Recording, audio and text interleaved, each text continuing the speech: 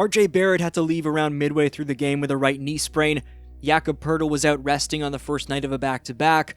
Immanuel Quickley was in foul trouble, while top two scoring options Brandon Ingram and Scotty Barnes combined to shoot just 12 for 31 from the field. While they were facing the bottom-feeding Nets, it was a Brooklyn team coming off an impressive road victory against the now plus 500 Boston Celtics. Behind Tyrese Martin, Michael Porter Jr., and Noah Clowney, the Nets had this game tied with just 4 minutes remaining. But the Raptors called number 5 when they needed it most, as Wardell Immanuel Quickley II hit some daggers in traffic. 8 of Quick's 13 points on the night came in the fourth frame, and he hit the type of clutch shots under pressure under heavy traffic that only a handful of guys in the league can make. Then there was Jamal Shead, who filled in for Quickley when Immanuel was in foul trouble beautifully, as this man Jamal's facilitating chops in terms of how he can put passes at the right angle and keep the ball zipping while somehow limiting his turnovers to a bare minimum are special. In just 18.4 minutes per game, Jamal is leading all bench players in total assists this season. Jamal's playing the fewest minutes among the top 8 ranked players in total assists off the bench.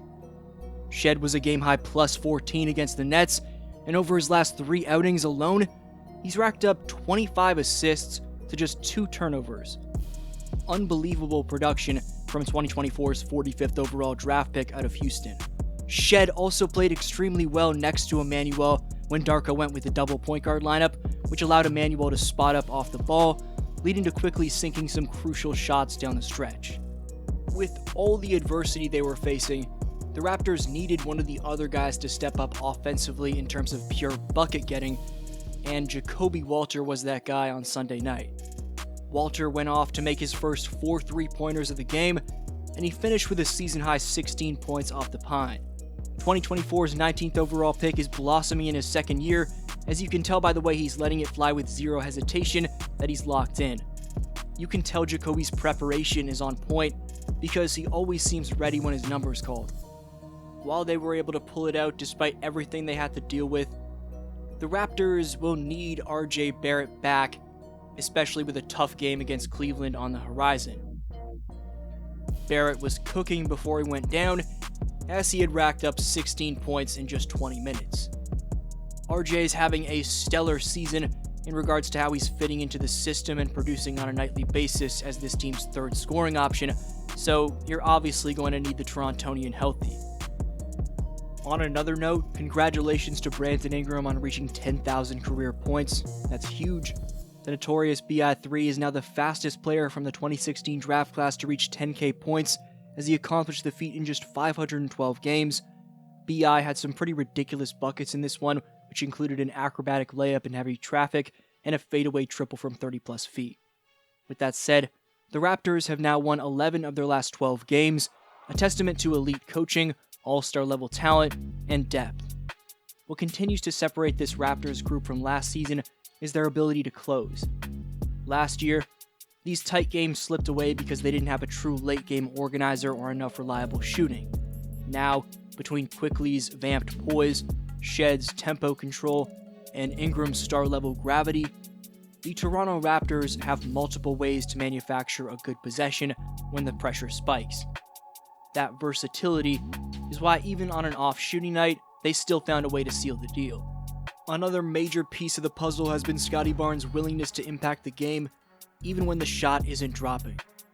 Against Brooklyn, Barnes didn't have his most efficient scoring night, but his defense, rebounding, and weak side rotations were absolutely crucial. Scotty's development into a player who doesn't let offense dictate his overall impact, I think is massive for Toronto, because it means when the scoring numbers aren't there, he's still going to be a prominent factor. That maturity is showing up every single night for the Raptors. Darko deserves credit too, obviously, because the rotation adjustments were spot on. Going to the double point guard lineup at the exact right moment, trusting Walter's hot hand, and staggering Ingram and Barnes to keep at least one versatile creator on the floor at all times was perfect. This wasn't a quote-unquote talent wins anyway type of game. It was a schematic win as much as anything else, and Darko pushed the right buttons from start to finish. You also have to look at how connected defensively this team's become. Even with Jakob out and RJ sidelined mid-game, Toronto's communication on switches, their scram actions, and their ability to help and recover were all sharp. Brooklyn hit some tough shots, but the Raptors never completely lost their shape. That's a sign of a team that's improving its defensive habits week by week, regardless of lineup uncertainty. What makes all of this even more encouraging is that Toronto still hasn't come close to playing its best basketball. Ingram and Scottie won't combine for a sub 50% night often, Quickley won't usually be dealing with foul trouble, and RJ won't regularly miss the second half. They survived the trap game on the first leg of a back-to-back without their full squad and without their stars playing at peak efficiency. That's the mark of a legit playoff team. And now with Cleveland looming, this stretch becomes a real test of how sustainable this success is. The Cavs are bigger, more physical, and defensively disciplined, so having RJ back would be a major boost. Of course, you've beaten them 2 times already, but this team is still dangerous, you've got to take them seriously. But even if RJ is sidelined, the Raptors have built a foundation, smart playmaking, resilient depth, and guys who don't shy away from pressure. That's why this 11 of 12 run doesn't feel fluky, it feels like the beginning of something real. It seems like most of your offense in clutch time is like a pinch post for Brandon, and teams are doubling those a lot. How important it is for you to prep your team like they're going to send to, we want these types of looks? How important is the motion there? And we talked about it quite a bit, the importance of playmaking from that position. Obviously, Brendan can score a ton from that position. Now they got to make decision if they're willing to leave some of our shooters open, or they're gonna send, or they're gonna just allow him to play one-on-one. And I think that his playmaking was outstanding down the stretch. He did a great job. Congratulations to Brendan for 10,000 career points. That's big benchmark for him as well.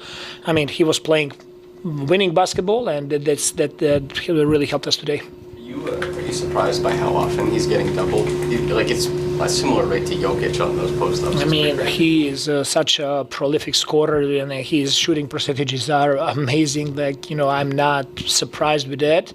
But again, if they're gonna do that, his playmaking is elite as well. So now they're gonna ask themselves, pick the poison, what they're gonna be doing.